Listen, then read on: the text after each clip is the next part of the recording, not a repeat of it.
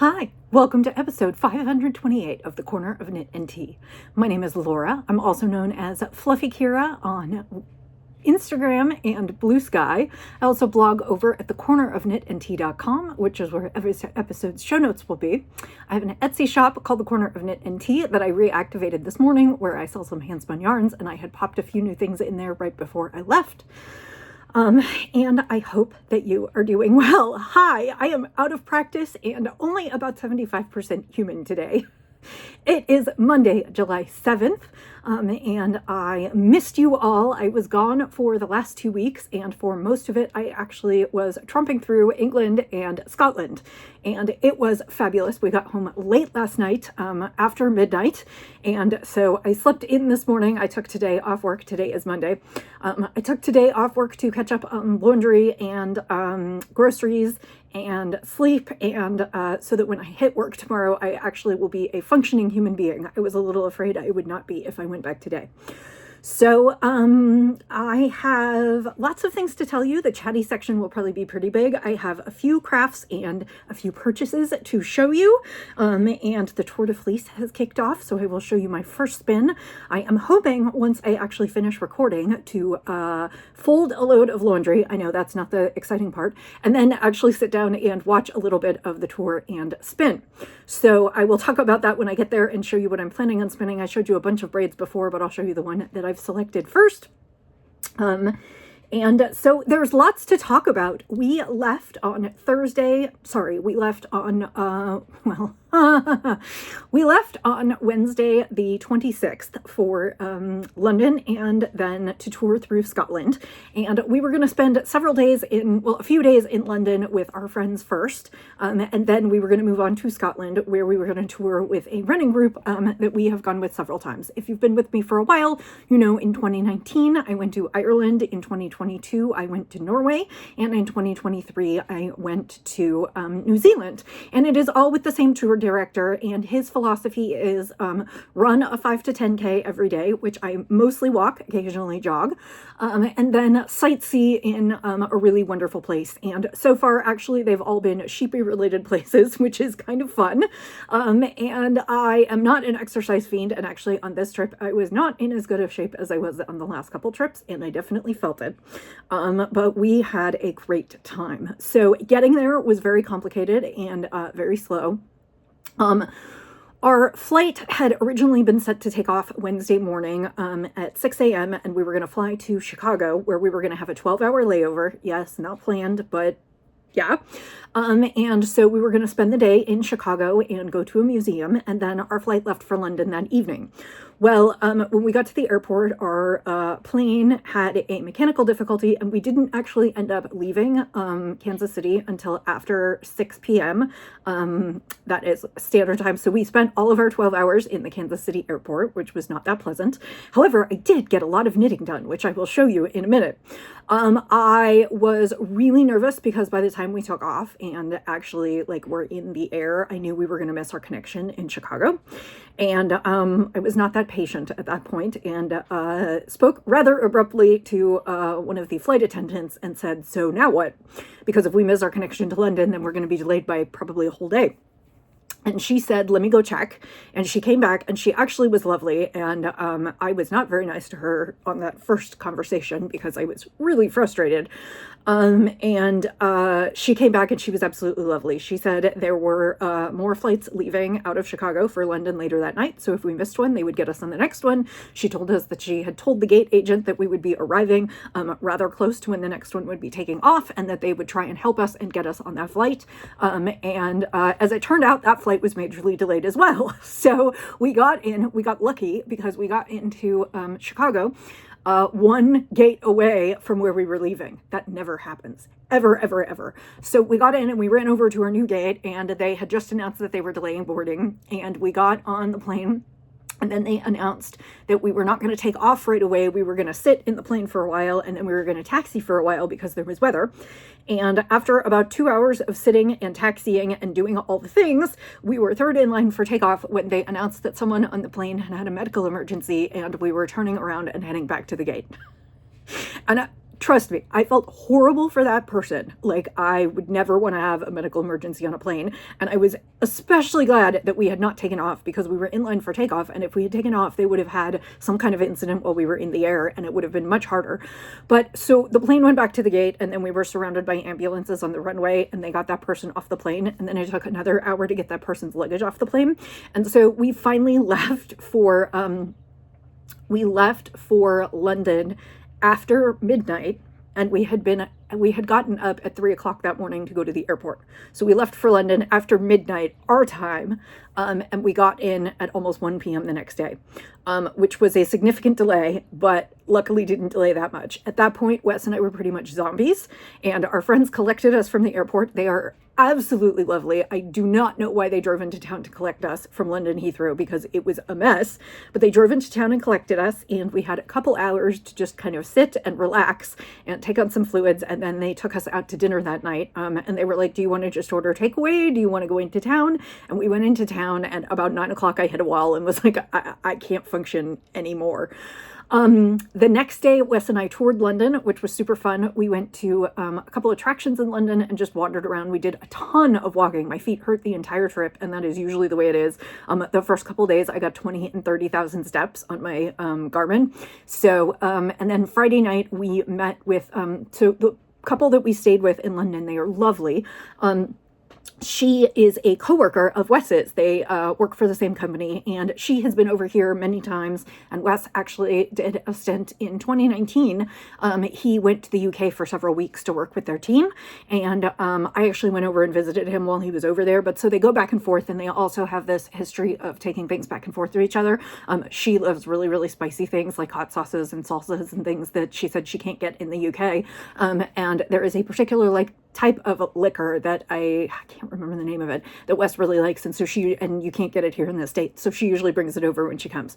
Anyway, so we packed our suitcases with all kinds of hot sauce and salsas. We took her a ton of stuff. We just wrapped it all in bubble wrap, and hoped, and we wrapped it all in bubble wrap and Ziploc bags, and none of it broke, because we took her 3 or 4 bottles of hot sauce and a couple bottles of salsa, and she was super thrilled. Anyway, she insisted that we stay with her in her home, she and her husband and their 2 lovely greyhounds, and we had a really good time while we were there. Anyway, on Friday night, she got a bunch of the people that they all work with and used to work with, because many have moved on from the company at this point, and she got us all together for dinner in London, and it was really super fun. I had actually met some of them because they had come to the States before, and Wes hadn't seen them in forever, so it was just really good.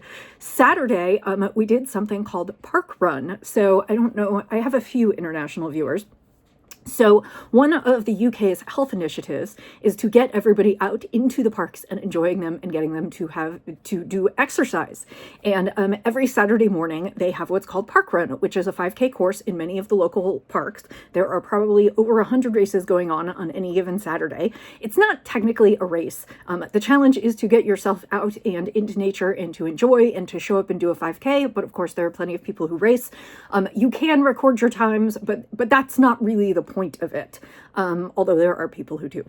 Anyway, Wes was super excited that we were going to be there over a Saturday and really, really, really wanted to do a park run. And I cannot say I was 100% on board with it because we were going on a running vacation. I'm not a runner, but he really wanted to do it. And it turned out that so he told his friend that he really wanted to do it she was asking what we wanted to do on Saturday. And he said, we're going to go do Park Run.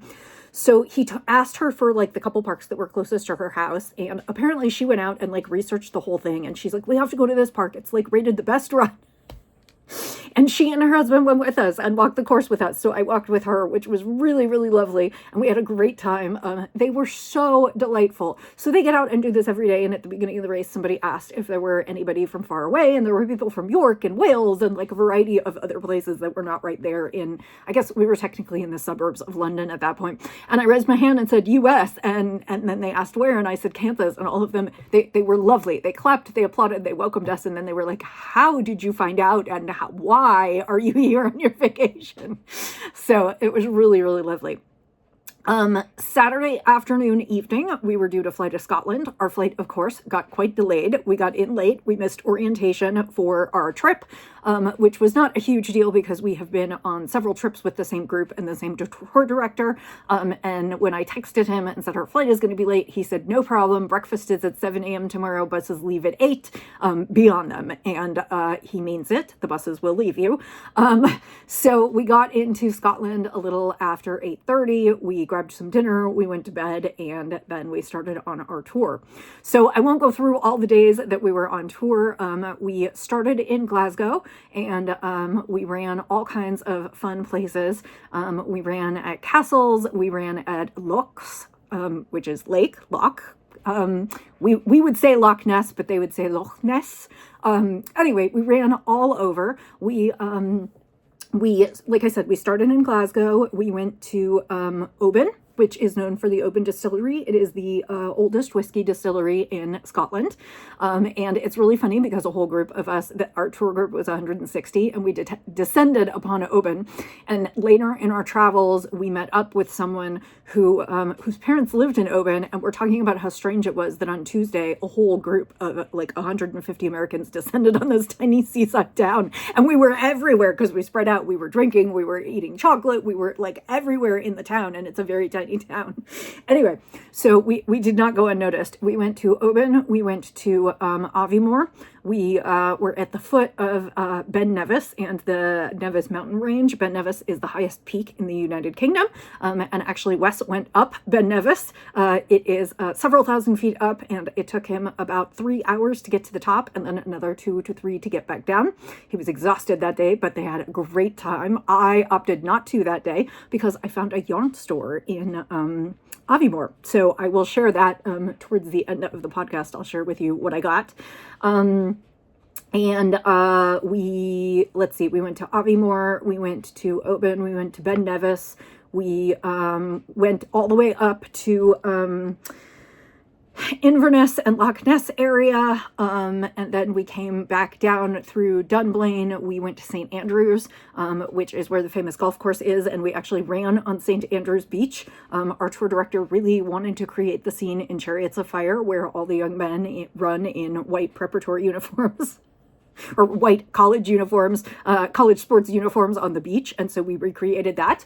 And then we finished up with a day in Edinburgh. It was a long trip. I did no less than 15 to 20,000 steps every day. I ran 3 5Ks and did some other hikes. I skipped 2 of the other runs. One of them I probably shouldn't have skipped. I was kind of being lazy. And one of them was a really muddy, technical. So the group really likes trail running, and kind of the muddier the better. And I skipped the run that was super muddy. They deemed it as like definitely more difficult, and it was pouring out. And Wes ended up going through sheep fields and taking pictures of some sheep from me, but he also came in covered in mud, and everybody had to like hose themselves off and change afterwards because they were soaked and muddy. So that was probably a good one for me to skip. Anyway, we flew home yesterday, and luckily our flights were not nearly as delayed. Every flight was delayed by at least 2 hours, so we definitely sat a bunch more, and we were supposed to get home at 8 p.m. yesterday, and we came in after midnight. So it was a long day, more than 24 hours of travel, which is why I said I think I'm feeling about 75% human today. But otherwise, it was a wonderful trip, and I will be recovering probably for the next week or two. I have a lot going on at work, and then actually in 2 weeks I leave for another trip. This summer just kind of ended up being back to back. My parents celebrated their 50th wedding anniversary while we were gone, and they are both in really good health. And when asked what they wanted, if they wanted a party or whatever else, when we chatted with them, they said what they really wanted to do was take a vacation for a week, all of us together. So Wes and I, and then my sister and her husband, and my niece and nephew, Roxy and Miles, and my parents are going to be taking a vacation for a week. So I will be back for a couple weeks, and then I will miss 1 more week, and then I will be home for the foreseeable future because I will have used up all of my vacation and all of work's good graces, and I will need to go back to work to pay for all of the things that I just did. So I hope that you're doing well. I know that was a really long chatty section, but I wanted to share. The other thing is I am working on organizing my photos. I am going to put together a Flickr album of my travels. And then I think I'm actually going to go ahead and put together some blog posts. I kept a journal on the travels so that I could remember where we were and what places we went and who we went with and what we did each day. I've found that that helps. And on the last couple trips, it's been really nice. And my idea was that maybe I would take some of those journal entries and adapt them into blog posts and add photos. So if you follow the blog, it's thecornerofknitandtea.com, and it is where I post every episode show notes, so you may have been there before. But if you are interested in seeing more about the trip, I would say in the next week or two, I'm probably going to go ahead and put more of a travel log and more photos on there. So that will be there for you should you choose to check it out. So let's get on with the podcast proper. I don't think it will be a super long one today. I think most of what I had was chatty. So I did find tea, of course, it's not surprising, but I even found some Scottish tea from the West Highlands Tea Company. So what I am drinking today is specially flavored fruit infusion of rhubarb and custard, and this is West Highland Tea Company, hand blended in Mallaig in the Highlands of Scotland. We went to Fort William and we took the Jacobite steam train, which was used in the Harry Potter movies, over to Mallaig, which is kind of a seaport town in Scotland, and that is where I found the tea. So the tea contains apple, rhubarb, hibiscus, elderberry, rose hip shells, cornflower petals, natural essence, and rhubarb essence. I'm not really sure where they got the custard from because there isn't anything in here that says custard to me, but there you go. And I am drinking it in a, I did not get this on this trip. I have had this for a while. It was a gift from a lovely viewer. It is a mug by Anna Wright, who is a Scottish potter, and she did sheep in all kinds of argyles and tartans. And so I thought it was kind of perfect for today. Ooh, that's lovely. A little tangy, a little sweet. I think it does almost have a cream. I wonder if there's some vanilla or something else in there, even though it's not mentioned. But it is obviously an herbal. I'm trying not to drink caffeine today because I'm really trying to get myself back on a schedule. I made myself get up at 9 o'clock this morning. And I'm going to make myself go to bed at 9 o'clock tonight because I am trying to get myself back on our time so I feel like less of a zombie tomorrow. So I have two knitting projects in progress to show you. I have one fiber that I will start spinning for the Tour de Fleece after I finish recording, and then I will show you the last little bit of yarn tourism and fun things that I bought while I was there. So again, this should be a pretty quick podcast. So the day I left, I took some yarn with me to start a summer top, and unfortunately I did not get to finish it this trip. I have knit that much in the past, and I certainly had enough time to knit that much, but my wrist just will not abide that anymore. I could not knit for 12 hours in the airport. That just was not going to happen. So I started this project. I am knitting the Pampas Tee by Samantha Guerin. It is a fairly simple and straightforward top-down tee. It has yoke shaping, circular yoke shaping. It has a lace chart in the yoke, and then it's just kind of a straight body and then a small finish treatment on these sleeves. And so I would say I am about halfway done knitting it. I am knitting it in yarn that I bought on my Kentucky adventures with my husband back in May, and I bought it expressly for, I don't know that I bought it expressly for this exact tee, but I bought it expressly for this purpose, to take with me on my vacation to knit a summer tee. So the yarn itself is Northwoods Fibers. And this is an indie dyer. It says hand dyed in Wisconsin. I actually bought it in Kentucky, but it was hand dyed from Wisconsin and it was beautiful. So there you have it. It is her butternut sock, which is 80% superwash merino, 20% nylon, and the colorway is Killing Me Softly. So this is Northwoods Fibers, and this is what the tag looks like. And I have two of them, and I balled them up and have been basically alternating skeins. On this particular colorway, I'm not actually sure that it matters that much.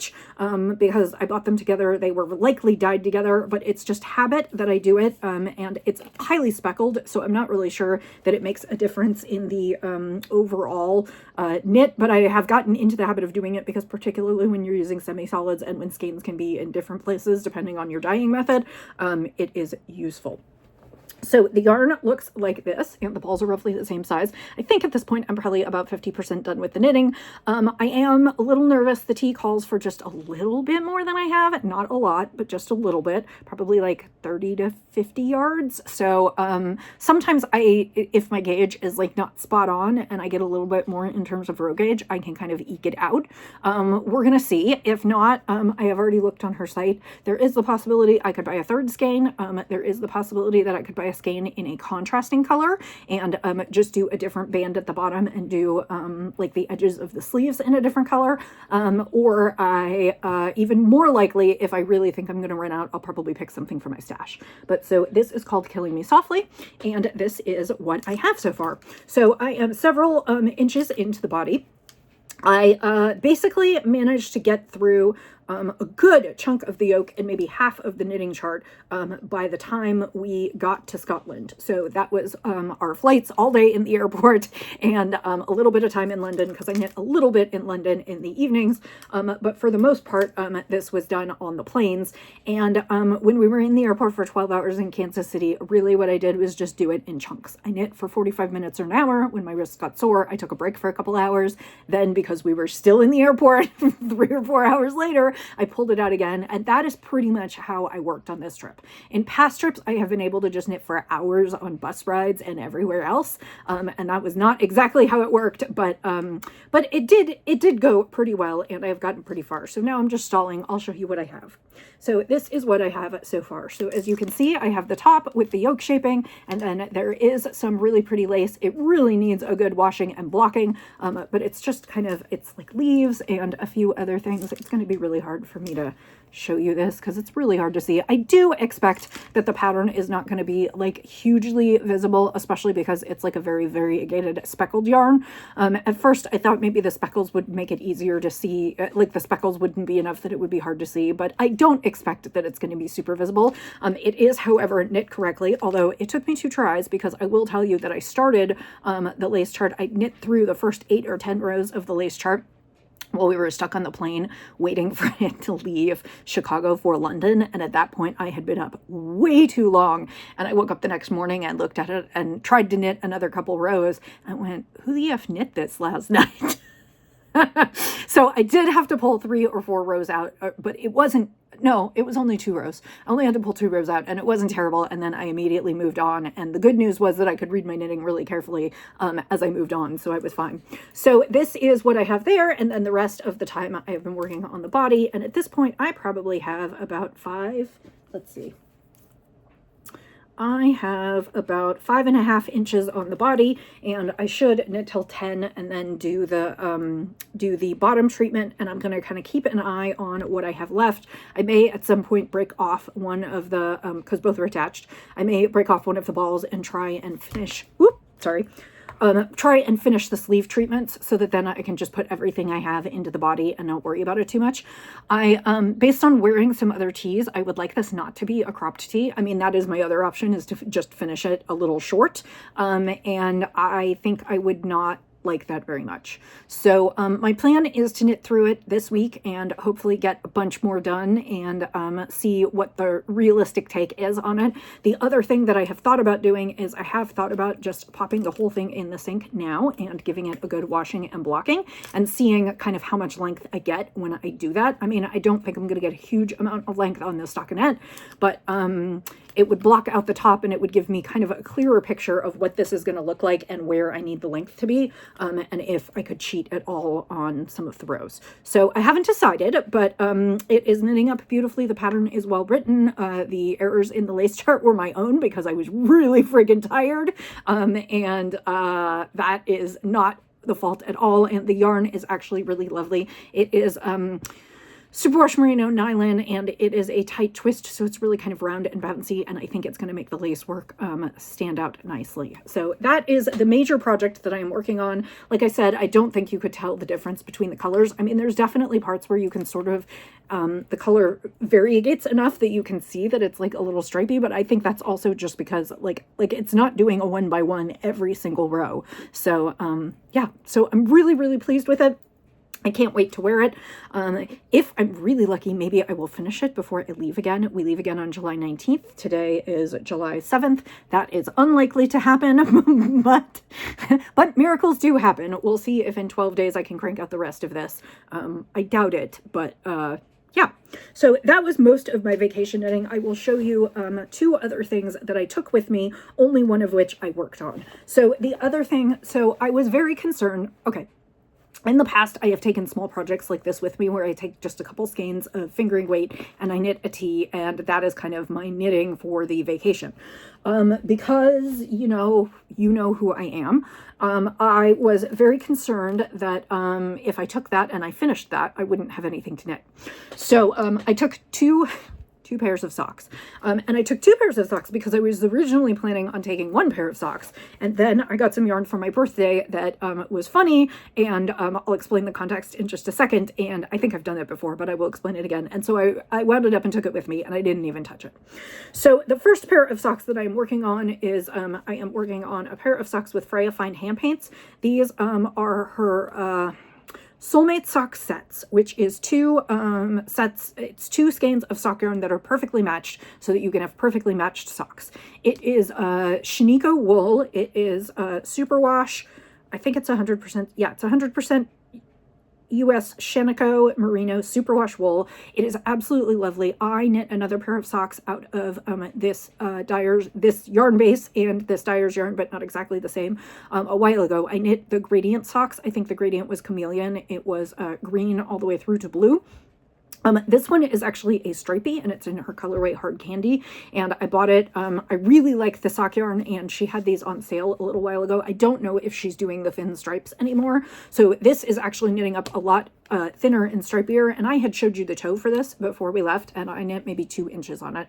There was just one afternoon that I was tired of knitting on my sweater, and I pulled it out, and I was like, I should knit on this sock, so I knit on this sock. So I made almost no progress on it because I really just wanted to knit on the sweater because I really want to wear the sweater. I love these socks, and I will really, really, really want to wear these socks, but of course it is like 85 degrees and crazy humid today. So they are not the thing that I could wear right now. So these will also probably accompany me on my next trip, and maybe they'll get a little more work in. Wes and I have been traveling with the group we've been traveling with, like I said, since 2019, which is about 6 years. This was our 4th trip with them. And we had sort of talked it over before we went and said that this might be our last trip with them. Not because we don't like them, just because it's a big trip. It's an exercise trip, and I'm not like 100% on board with that because I am not like the huge exercise fan. And the trip is strenuous. We every morning we're up and on the buses by 8. We've loaded our own luggage. We're carrying backpacks and all kinds of things. We are doing a 5K to 10K in the morning, and then we're doing several miles in the afternoon, just sightseeing and hiking and walking around. And I come home from these trips really tired. Like, they are wonderful, and I enjoy them, but I don't come home like well rested or relaxed or quite ready to go back to everything. I mean, they are different. They are wonderful. I've enjoyed each one of them. And we also feel like we're on some trips, not so much this one. It just kind of depends on the culture of who else goes. Sometimes we are on the older end of the folks on the trip, and we do not want to stay up and drink all night. And, having hungover people on the bus the next day is not super fun. I mean, that's their problem. It's not exactly our problem, but it's still, sometimes it makes the travel a little bit less than what we would like it to be. So we talked about how maybe this was going to be our last trip. And my friends have been teasing me that I'm retiring from my illustrious running career. And on congratulations of my retirement, one of my best friends got me a skein of mustache sock yarn for my birthday. She also has a perfect must-match pair set, and this is striping sock yarn. And the colorway is Mordor Fun Run. So Mordor, reference to Lord of the Rings and the Pit of Doom, or the Mountains of Mount Doom, where they throw the ring to destroy it at the end of the movie. I'm sorry if I ruined that for you. It is like a 20-year-old movie. It was a book by J.R.R. Tolkien in the 60s and 70s, I think. So I can't exactly take a lot of credit for, or I can't exactly throw up spoilers on that. Anyway, it is lovely stripy sock yarn, and so I wound it up to take it with me because I thought it would be really super funny to knit a pair of Mortar Fun Run socks on my last running vacation. I did not even start them. My plan was to finish the first one of these and then flip over and do one of these and go back and forth. That is still my plan, and I will continue to work on these as time allows over the next several months and on my next trip. So that is all the knitting that happened in Scotland. I will take a brief break to show you what I bought in Scotland, and then we'll talk about fiber, and then I will be done. I know, I'm super chatty today. I promise next week I'll be more with the knits and spins.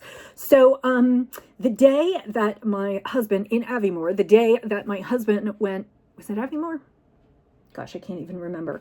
The day that my husband went up Ben Nevis, they had planned for the hike to take 5 to 7 hours, and we were basically told that if we did not want to do the hike, and there were a significant number of us that did not want to do the hike, that we had a free day to ourselves. And I said, excellent, and Googled where we were staying, and then Googled yarn store, and sure enough, a yarn store popped up in town. And I said to my husband, have fun, enjoy, have a great time. I wish you the best weather, and I'm going to go yarn shopping. So I walked myself about a mile into town. And it was this beautiful little town we were staying in. There were all kinds of castles around. There were all kinds of things. And I basically went into the tourist area that was kind of a shopping district. There were lots of little shops selling all kinds of Scotland knickknacks and accoutrement.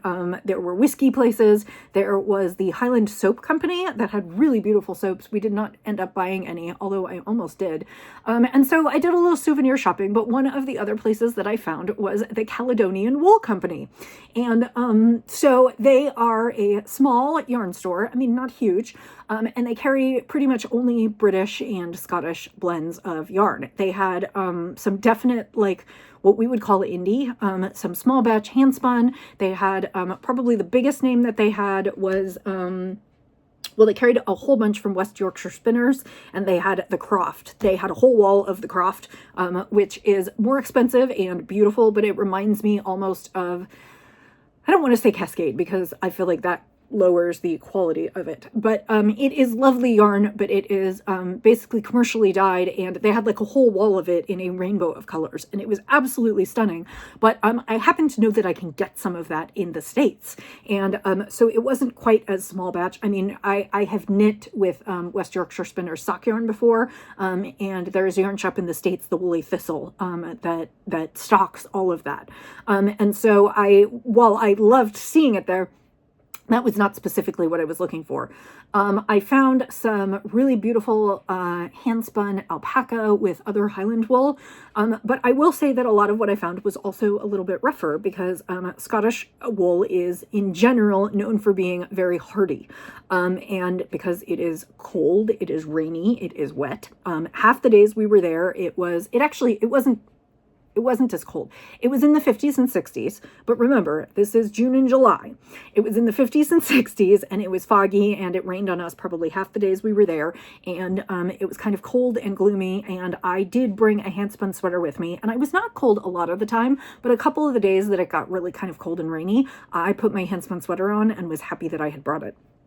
So, and of course, when we went up, so my husband went up Ben Nevis. I actually went up some of the other mountains nearby. I went up in the cable car. I didn't hike. And then I also took, we went to the Cairngorm Mountains, which is another mountain range in Scotland, and we went up about 1,000 meters, I think, in a funicular, and it was really, really terribly cold and windy up there. So the weather there is no joke. And we went to, even when we went to St. Andrews Beach, it was super, super windy and wet. And I was wondering how they play golf there. It's a famous golf course. They play some of the opens there and like a lot of fancy tournaments there. It is probably one of the most prestigious and well-known golf courses in all of the world. And it was cold and rainy the day we were there. It was really gross. Anyway, So a lot of the wool tends to be very hardy. A lot of long wools, lots of different sheep. And I did get to take photos of some black sheep, and I took some photos of black face sheep, and a variety of other things. So I was really intrigued when I saw something that said merino, because Scotland is not known for merino. UK is, but Scotland is not. And it turned out when I went to check out that the woman told me that this was made by a really small batch farm that had decided to try crossbreeding merino sheep with some of the Scotland sheep to create wool that was hardier but also softer.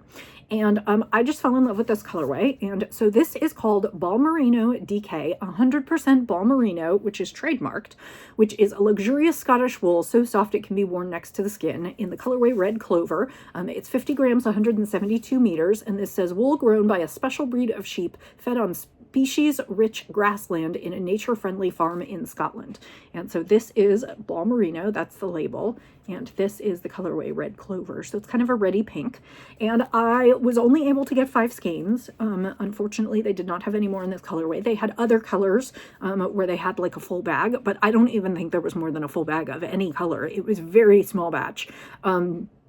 And the woman said it had sold like hotcakes, and she was just thrilled with it, but that she couldn't get any more because this was probably this year's batch. Anyway, so it is absolutely lovely. I got 5 skeins. I think it's probably at 172 meters a skein. I have about 850 meters. It's not quite enough for a sweater, but I think it's going to be enough for a vest. And I found gosh, I can't remember. I think it's Thea Coleman, or Taya Coleman, Baby Cocktails. She did kind of a Scottish cabled pattern, and I think that I will have enough to do it. So I'm thinking about doing that, and that actually might even be my next cast on. I haven't decided, but I have 5 skeins of this. I'm only holding 2 of them. So that is the yarn that I bought while I was there. I was pretty restrained. There were other things in the store that I could have bought, but I decided that was enough. And then the one thing that I absolutely could not resist, and this is it looks like a lot of other things, but it's their proprietary kit. They made it up. So the big thing in Scotland is hairy cows. They call them hairy coos. And they're, if you haven't seen them, they look a little bit like American cows, but they just have a mop of curly hair up at the top. And our tour guide told us that in general, there are not actually a lot of them. Apparently, they take quite a while to mature in comparison to like regular cows.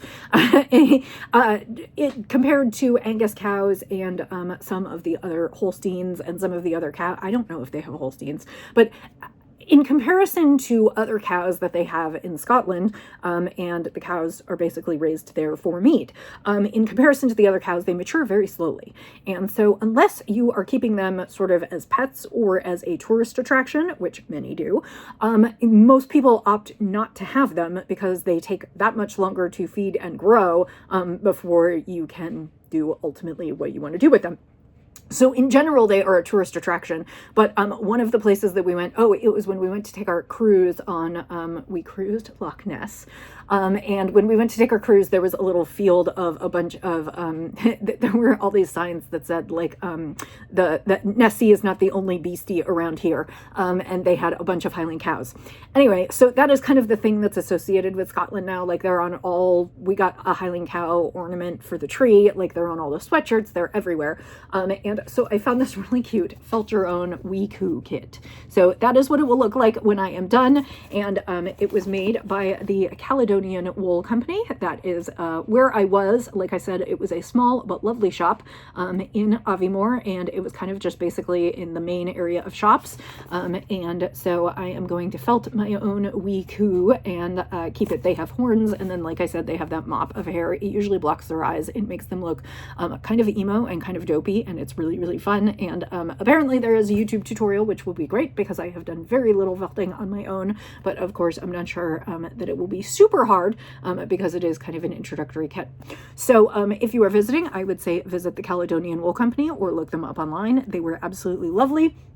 They had one person learning to knit when I was in, and the person who was teaching them to knit was a crocheter. And so it was just, or the person that was learning to knit was a crocheter. And so it was very amusing, but it was lovely. And actually I should say the kit includes everything that I need. It's got the needles, the foam block, the stuff. And you can see that is where you can find them. So, I was absolutely thrilled with my purchases. And I can't wait to make them. So let me take a quick sip of tea. I thought of something else I was going to tell you, and now it's gone. It is gone. My brain is a sieve. I'll tell you one more story and then I will show you the fiber, and I really will finish. So I was really tired when I got up this morning. I started a couple loads of laundry because we have a lot of laundry after being away for almost 2 weeks. And then I was like, okay, do one more thing and then you can sit down on the couch and like scroll through the internet and do whatever. So I unpacked my backpack, which I had taken with me, and it had like all my charging cables and everything. I very carefully packed away all my charging cables, and at the same time, rather than packing away, I have a power brick that like will charge. It's like an oversized battery and I can charge it, and then I can get a few charges off of it to like recharge my phone. And I used it on the trip. And instead of packing away the power brick with the charging cables, I packed away my iPhone with the charging cables. And so like an hour later, I was like, where is my phone? And I retraced my steps around this house like 4 times. And then I started to panic, thinking maybe I had thrown it in with the laundry. And eventually I used one of my laptops to find my iPhone, and I found it in my bedroom. I had carefully packed it away in my nightstand where I usually pack all of my charging cables along with the charging cables. I was like, what did I do? My brain is falling out. Okay. Last thing, and then I will get out of here. It won't be under 40 minutes, but it'll be close. 2 days ago, Saturday, today's Monday. Yes, 2 days ago, Saturday, July 5th, the Tour de France kicked off, which means Tour de Fleece kicked off.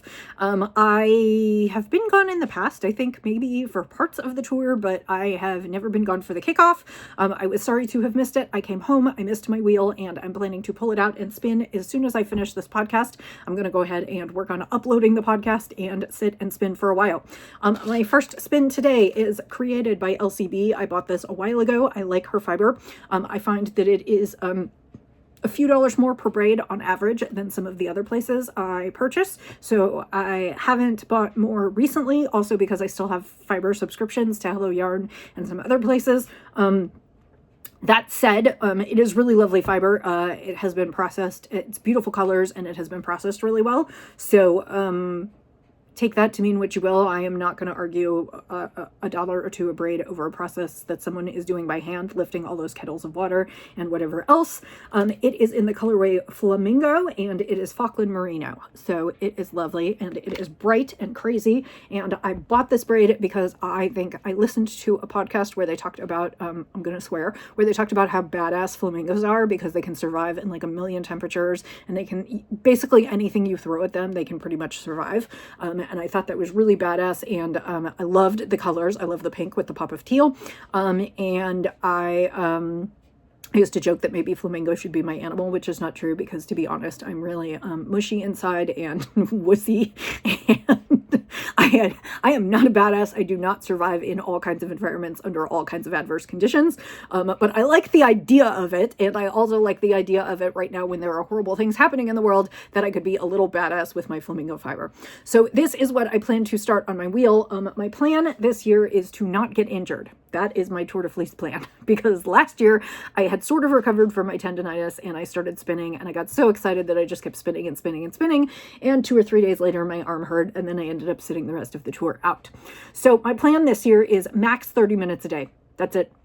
My only exception to that is that I'm going to use my 2 wheels. I have 2 wheels. I have an Ashford Joy, which is a double treadle manual wheel, and then I have a Hanson mini spinner, which is an electronic spinner.